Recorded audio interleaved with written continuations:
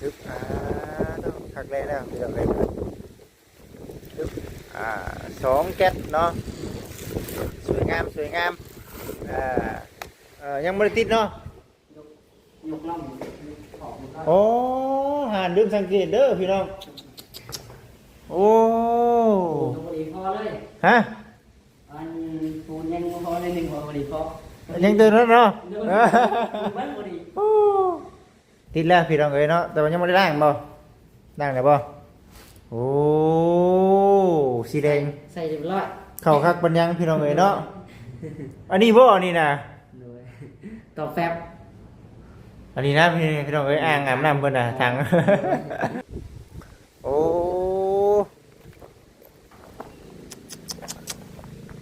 โอ้พี่น้องเอ้ยคักกะดีนี่งามงามงาม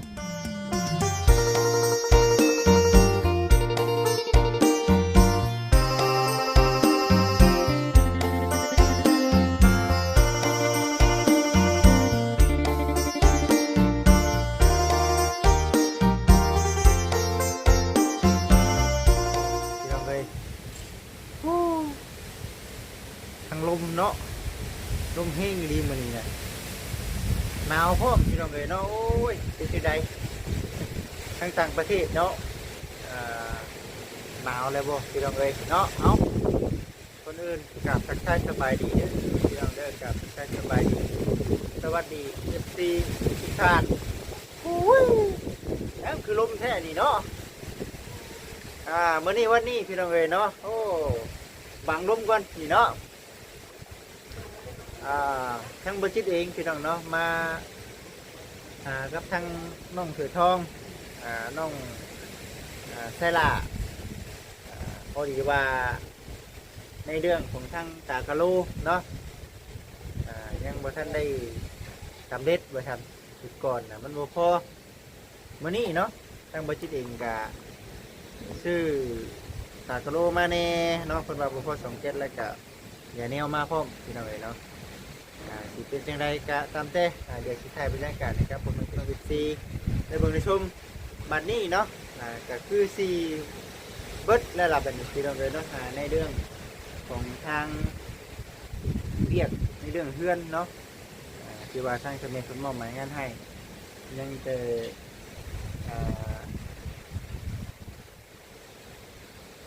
เบ้เนาะยังจะเบ้พี่น้องเลยเนาะพอดีคือว่าเด้อพี่น้องเด้อเนาะทางบริษัทเองเนาะแต่ที่ได้ถ่ายบรรยากาศครับพ่อแม่พี่น้องเป็นซีได้เบิ่งได้ชมลมขนาดเด้อพี่น้องเด้อปึ๊บฝุ่นทางสังแก้วฝุ่นบ่เวียงก็มาแล้วเนาะ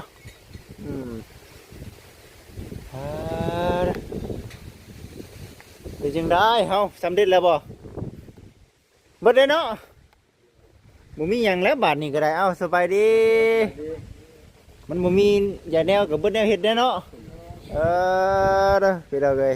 บันไดแล้วเรียบร้อยของน้องถือทองโอ้พี่น้องเอ้ยเดี๋ยวเข้าไปงามเด้อเนาะ FC เพิ่นก็ว่าโอ้บ้านน้องถือทองงามเนาะว่าซั่นทรงบ้านน้องถือทองก็งามเบิดคู่อันน่ะแบบอันใดพี่น้องเนาะงามคนละแบบเฮ้ยน้องใช่ล่ะเด้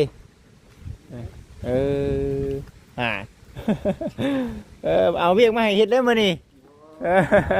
เอาสบายดีสบายดีสบายดีไปเอาตากะโลไปกะโลซื้อกับตากะโลมาให้กับน้องสดาติดน้ำแน่มานี่2 แก้วแล้วป่ะแม่นเนาะ2 แก้วเนาะมันบ่พอกับแปลอีกเนาะมันบ่พอกับแปลอีกพี่น้องเอ้ยน่าจะพออยู่ดอกเนาะนี่ดินี่ดิแม่นเนาะนี่เนี่ย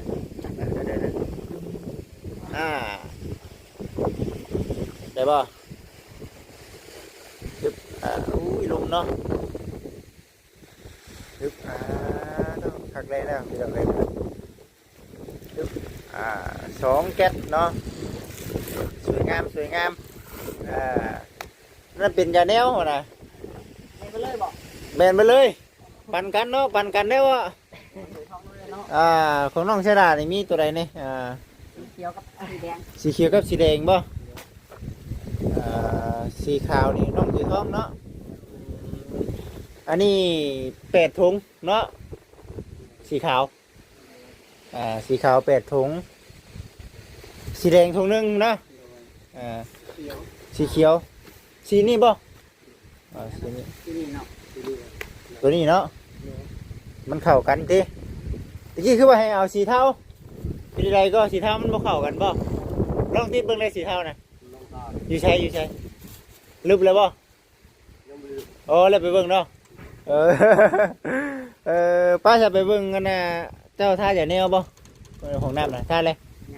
ยังบ่บ่ป้าไปเบิ่งกันป้าไปอันนี้เอาไปเลยบ่ไปป้าไว้เลยตัวนี้โอเคของน้องสีทองเด้อเป็นจังไดเบิดเบียกแล้วบ่บัดนี้แล้วอะไร หมดแล้วบ่หนุ่ย บ่ได้บัดนี้ติ ไปเรื่อยๆเนาะตอนนี้ยังบ่ทันมีเวียกได้พี่น้องเนาะในเรื่องของการสังแก้วเพิ่นก็ได้โอ้ลมแท้นี่เนาะสังแก้วลมแท้ลมว่ามาเบิ่งน้องๆเพิ่นก่อนพี่น้องเอ้ยเนาะขออนุญาตเด้อน้องเด้อยังเนาะตัวนี้ยังเนาะยังบ่ได้ติดเนาะ ยกล่องของ โอ้หานลืมสังเกตเด้อพี่น้องโอ้ พอดีพอเลย ฮะ อันปูนยังพอในหนึ่งพอดีพอ ยังตื่นแล้วเนาะ มันพอดี ถ้าต้องซื้อเนาะสอบหนึ่งเนาะสอบหนึ่งแล้วคันว่าไอ้มากับเดี๋ยวสิเอามาให้กันมาหนึ่งไงสอบหนึ่งเนาะ ทางในเขาว่าที่ยกยูแต่จะ โอ้ปูนเนาะเอาปากกาประมาณจักชอบเฉยสังเกต 3ศพนะทุกคน 3 สอบพุ่นบ่ ทางในว่าที่ขึ้นยุกโลกันนี่ตัวนี้แหละนี่ จักรโลน่ะมีอยู่เนาะโอ้พุ่นติดเลยเบิดแล้วพี่น้องเอ้ยนี่เนาะโอ้งามเนาะก็งามอีกแบบหนึงนี่ซ้ำชินนั่งนะเนาะ โดย โอ้คักเลยพี่น้องเห็นบ่งาม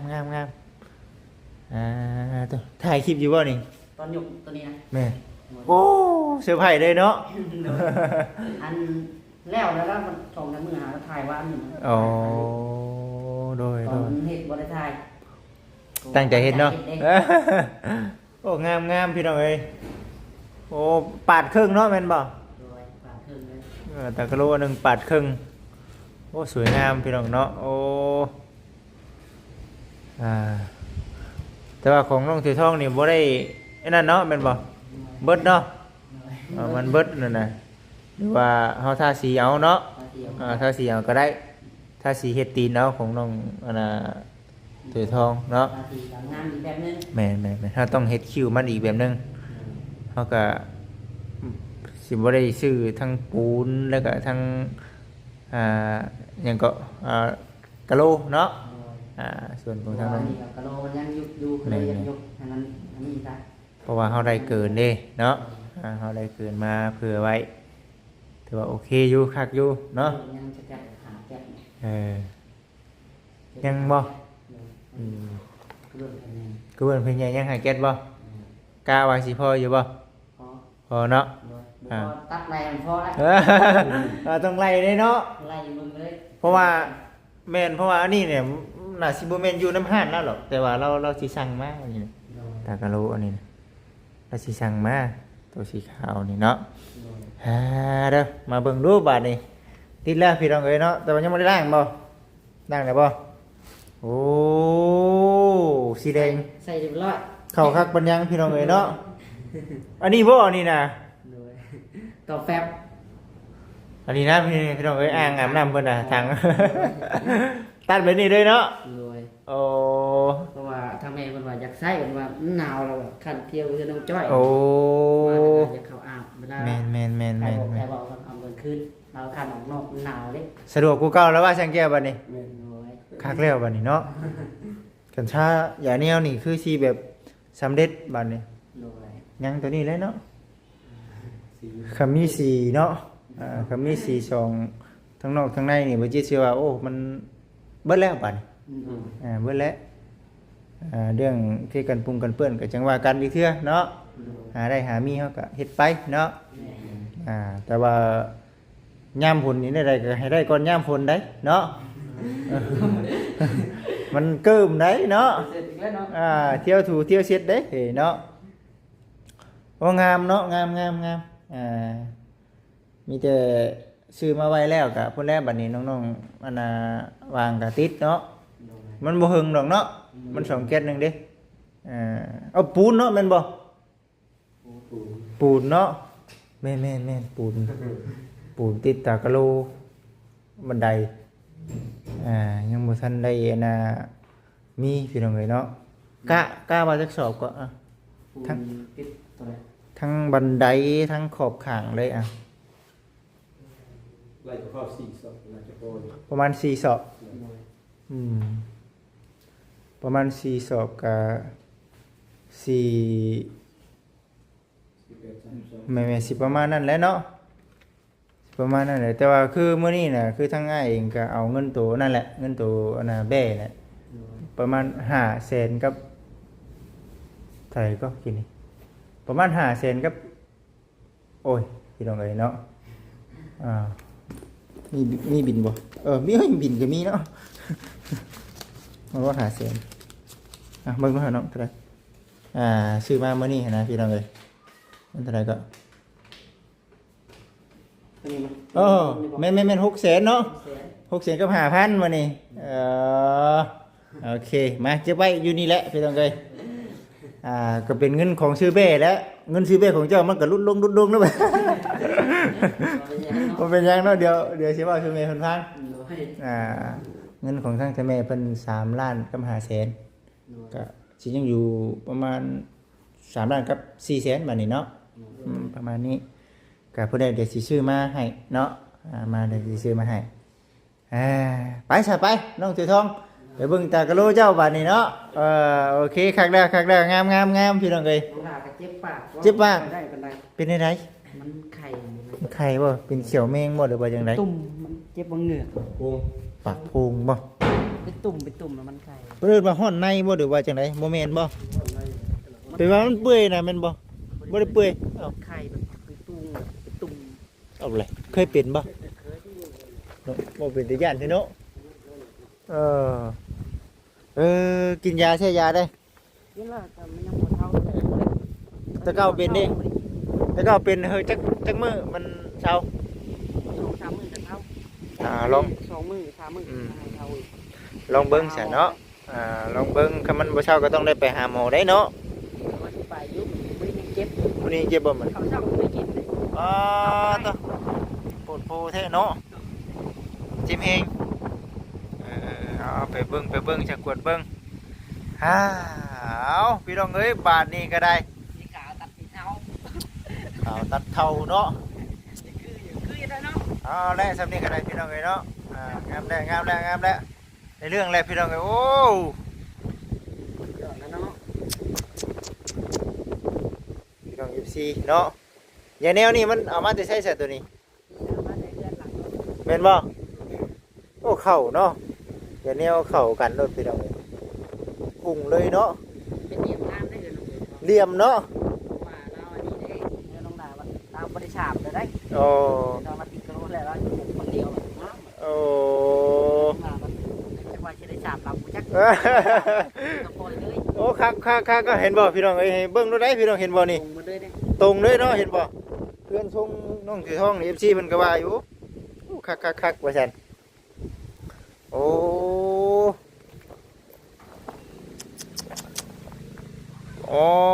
พี่น้องเอ้ยคักกะดีนี่งาม ลูกเขียวน้องดาก็เลยเรื่องกันได้ เดือบ่เดือ2เนาะคลิปไว้เรื่องที่ต่อไปในอนาคตเนาะมันก็ได้หลายได้ยังเดือ2เจ็ดนึงคันท่าก็สิเอาสีขาวท่าดิใช่คือว่าสีเทาของว่าท่าน่ะมันอยู่มันเป็นได ได้ของ ไปเบิ่งไปก่อนโอ้ขึ้นมาพี่น้องเอ้ยคักเนาะแบบของน้องสีทองนี่ก็คักคือกันพี่น้องตากะโลแบบย่างขึ้นนี่บ่มันเลื่อมกันเลยนี่เห็นบ่พี่น้องเอ้ยคักโอ้สำเร็จไปได้พี่น้องเอ้ยบ่จิตเองก็ดีใจเด้พี่น้องเนาะได้รับหน้าที่เป็นสะพานบุญกับทางเจ้าแม่เพิ่นก็แบบ อันนั้นเลย เข้าบ้านอยู่พื้นอยู่ข้างนอก เป็นอะไรบาดนี้เบิ่งดูฮึบโอ้ มันก็ค่อยได้ไม่ได้เนาะ เจะพ่อยังว่าบ่เข้ากันเนาะมันจะเป็นคือขี้ฝุ่นนี่เนาะเฮาถมก็ได้บ่นี่ ได้ ได้บ่ ไม่ได้กินออกแล้วตรงนี้ กี่เกินบ่ ไม่ได้กินใหม่แล้วก็ปัดยาใหม่ยาลองเบิ่งแล้วถุงหนึง โอ้เอาห่านของเบากับห่านของอ้ายกับมันจะเป็นสีนี่คือกันนะแต่ว่าเอาสีเท่าได้ล่ะมันสิบุกนั่นกันบ่เฮ้ยอืม คือที่เท่าคือสีพุ่ง โอ้บัวห่านของทั้งโบจิตน่ะมันก็จากไล่ไปเดียวกันนี่แหละเนาะแต่ก็รู้นะแต่ว่าอันนี้ก็ว่าสีเท่าได้แต่ว่าสิได้ให้สร้างเพิ่นลองเยาะเบิ่งหูจักเนาะ ลองเยอะ ลองเช็ด อืมสีเทาเนาะแม่นอยู่หรือว่ามันเป็นสีเทาเข้มบ่ เนาะ จังหวะคือน้องหลากระทากับสไตล์นี้แต่มันสีขาวมันเข้ากันด้วยมันนี่ สีขาวเนาะ บ่พี่น้องเอ้ยบ่จิตชื่อแล้วก็สิว่าของบ่จิตดอกว่า ว่าเสียงที่นี่บ่ แม่นจากสีเดียวกันนี่เด้อนี่สีเดียวกันโดดนี่แต่มันคนละแบบลายคนละแบบอยู่แต่ว่าสีอันเดียวกันนี่แหละโอ้ลองเบิ่งซะเนาะ ด้วย แต่ว่าบ่เข้ากันดีๆเด้อพี่น้องเอ้ยเนาะบ่เข้ากันนี่เนาะมันเป็นแบบคือเฮือนเฮาบ่ได้เซ็ตนี่เด้คันเป็นอย่างนี้เนาะ เป็นญี่ปุ่นนี่คือดำๆเนาะ เบิดไปเท่าไหร่นี่ ในห้องเนี่ยเบิดประมาณถุงป่า ถ้าไปบ่ได้ยิงไปนำบ่ซั่นแบบถ้าไปเบิ่งเนาะ ถ้าไปจะแรกว่าเลยเช็ดแบบเช็ดกับป้าไม่แห้งมาเบิ่งแบบเป็นยังไงแรกก็เป็นอยู่ โอ้ ป้าไว้เลยมันแห้งเขามาเบิ่งออกสีแล้วนี่ อ๋อแม่นพี่น้องโอ้โอ้ยเนาะเอาบ่เป็นหยังดอกก็มีแต่ว่าเฮาขีดออกแล้วก็เอาสีขาวทับเลย แม่ อืม สีขาวน่าจะขึ้นกว่านี้ แม่นสีขาวหน่าสิขึ้นกว่านี้อยู่เบิ่งเขาได้พี่น้องเอ้ยเนาะเฮ็ดจังได๋ซะเนาะบ่เป็นหยังมีแต่ว่าเป็นจังใดก็จังว่ากันอีกเทื่อเดี๋ยวเฮาค่อยเอาสีขาวเฮามาบีบใส่เนาะเป็นจังไดก็มีแต่ค่อยลองก่อนเด้อบ่เข้าอันนั้นวัดบางทีมันบ่เข้ากันเฮาจึงไปเปลี่ยนใครกลัวเฮาท่าได้เด้อเนาะอันนี้ก็ลองแค่หอมเดียว แม่นลองทาก่อนเพราะว่าย่านสีขาวย่านมันเจิดแห้งนี่มันสิเป็นร่องสีขาวไปเลยบัดตัดกันเป็นวินิบ่คืออีได้บางทีได้มีแต่ว่าเฮาเฮ็ดไปนำแล้วก็แย่งไปนำคำว่ามันบ่เข้าก็ย่ามันเฮาได้จ่ายไปเด้ได้จ่ายถุงนึงย่ามันเนาะบัดนี้เฮาก็ไปเปลี่ยนเอาบัดนี้เปลี่ยนเอา สีน้องสีขาวเรา แม่นลองเบิ่งเด้อน้องเด้อลองเบิ่งเพราะว่าอย่างดอกตากะโลเฮาติดงามแล้วน่ะเฮาบ่อยากให้มันเสียบัดนี้เนาะเฮาบ่อยากให้มันเสียแต่ว่าในเรื่องสีมันมีสีขาวสีเทาเนาะแม่นบ่สีแบบนี้มันมีบ่ใช่สีแบบนี้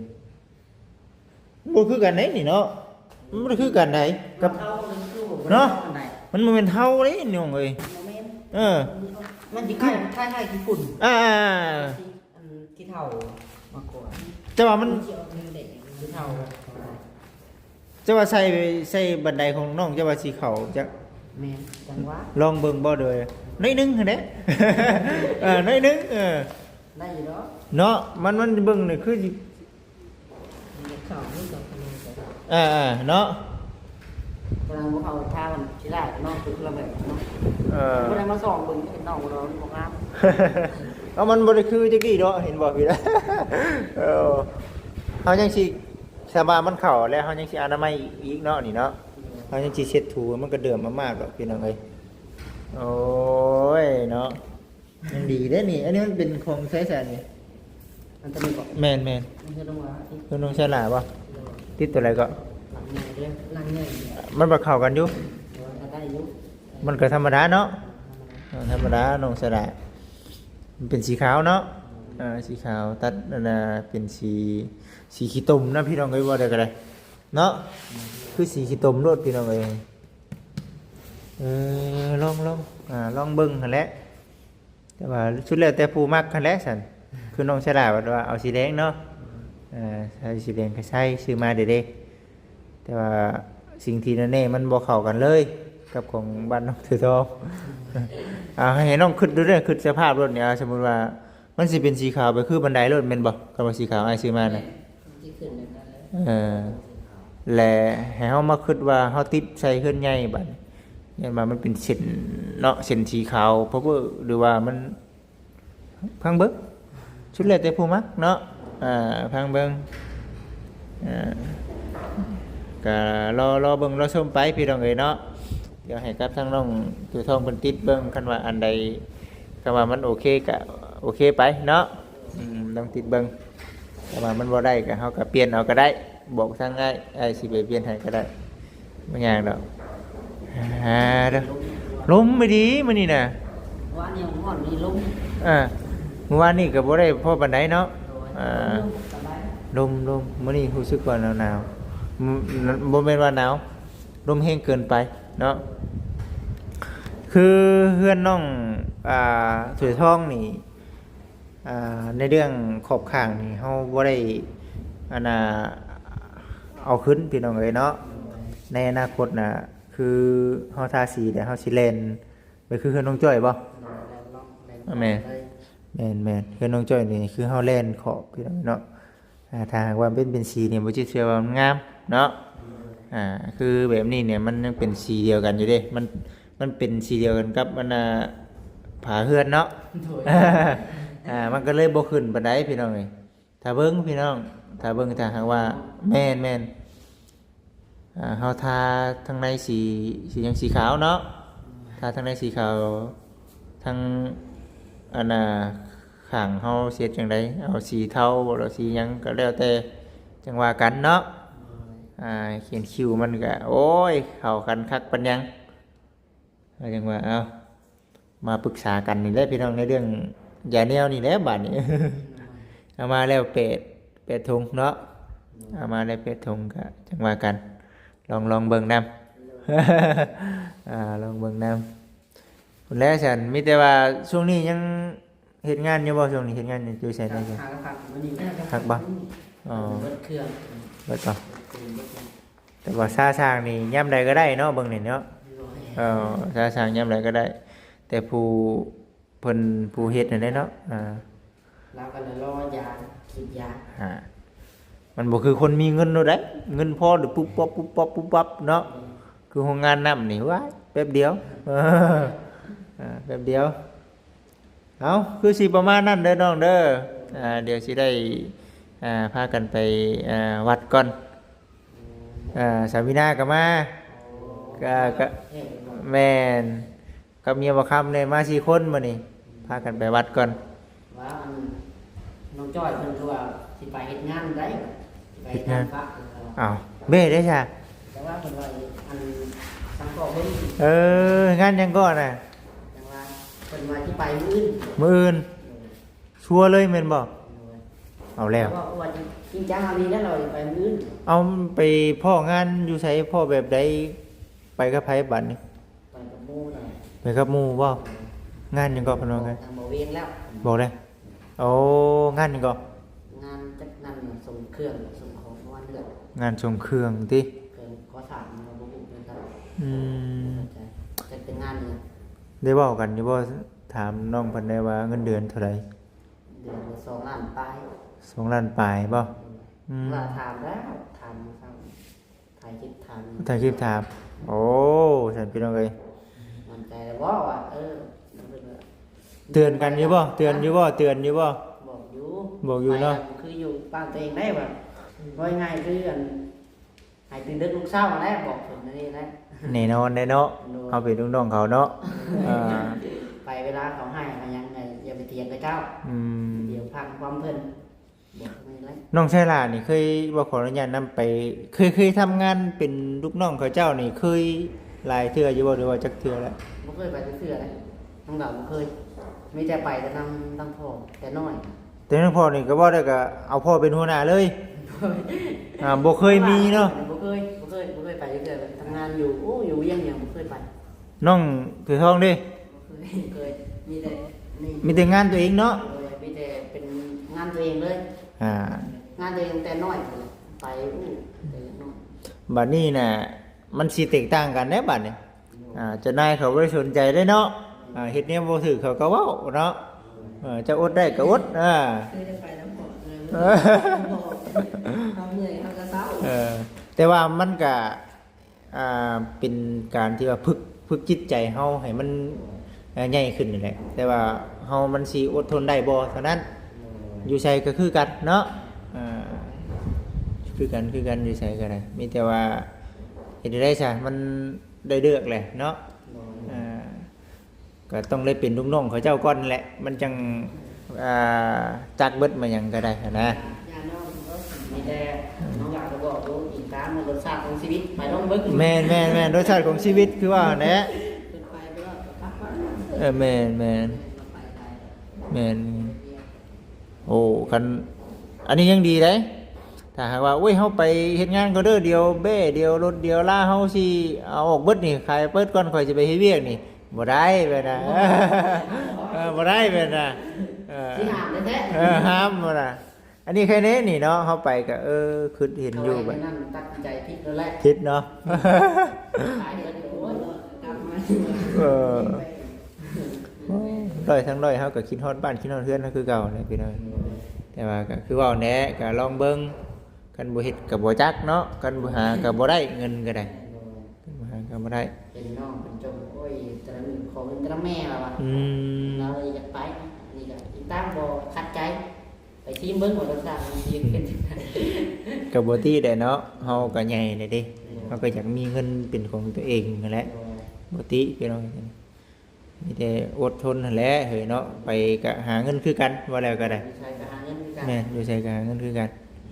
ไปซะเนาะเดี๋ยวไปก็ได้น้องเอ้ย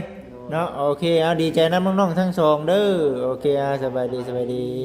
ไปสบายเนาะลองเบิ่งเด้อน้องถือทองเด้อเนาะลองเบิ่งกะสิประมาณนี้พี่น้องเอ้ยเนาะทางบ่จิตเองก็ได้อันซื้อเครื่องของมาเนาะนะครับผมพี่น้อง FC ได้เบิ่งได้ชมแล้วก็นะครับทางทางแม่เพิ่นเบิ่งในเรื่องอุปกรณ์เนาะหรือว่า